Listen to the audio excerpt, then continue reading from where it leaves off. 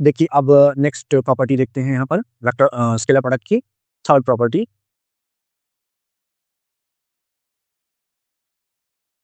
देखिए अब यहाँ नेक्स्ट प्रॉपर्टी देखते हैं स्केलर प्रोडक्ट की, दैट इज थर्ड प्रॉपर्टी।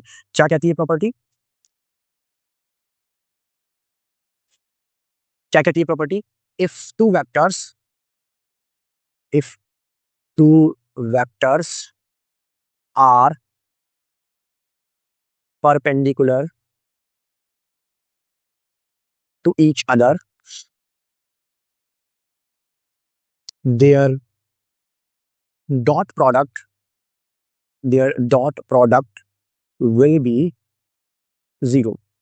कैसे? देखिए परपेंडिकुलर है तो उनके बीच का थीटा जो होगा वो 90 डिग्री होगा। ठीक है, लेट्स से ये वेक्टर ए है और ये वेक्टर बी है। ठीक है, ये दोनों परपेंडिकुलर हैं तो इनका जो थीटा है दैट इज जीरो। अब हमारा जो डॉट प्रोडक्ट का रूल होता है that is vector a dot vector b is equal to magnitude of vector a into magnitude of vector b cos 90। ठीक है, कॉस 90 की वैल्यू जीरो, तो a dot b into zero, then vector a multiplied by vector b is equal to zero. ठीक है, next property देखते हैं fourth property. Fourth property हमसे क्या कह रही है? देखिए फोर्थ प्रॉपर्टी हमसे क्या कह रही है? If two vectors are parallel, if two vectors are parallel, their dot product will be the product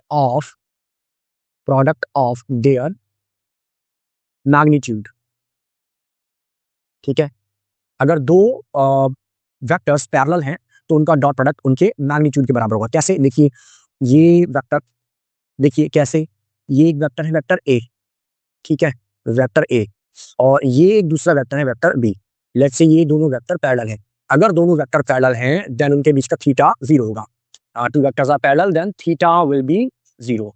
ठीक है, theta will be zero, then vector a dot vector b is equal to magnitude of vector a magnitude of vector b cos zero, और cos zero की value होती है one, तो ये हो जाएगा a dot b into one that is equal to a b. आप देख सकते हैं कि जो डॉट प्रोडक्ट है, दो पैरेलल वेक्टर्स का जो डॉट प्रोडक्ट है वो उनके मैग्नीट्यूड के प्रोडक्ट के बराबर है।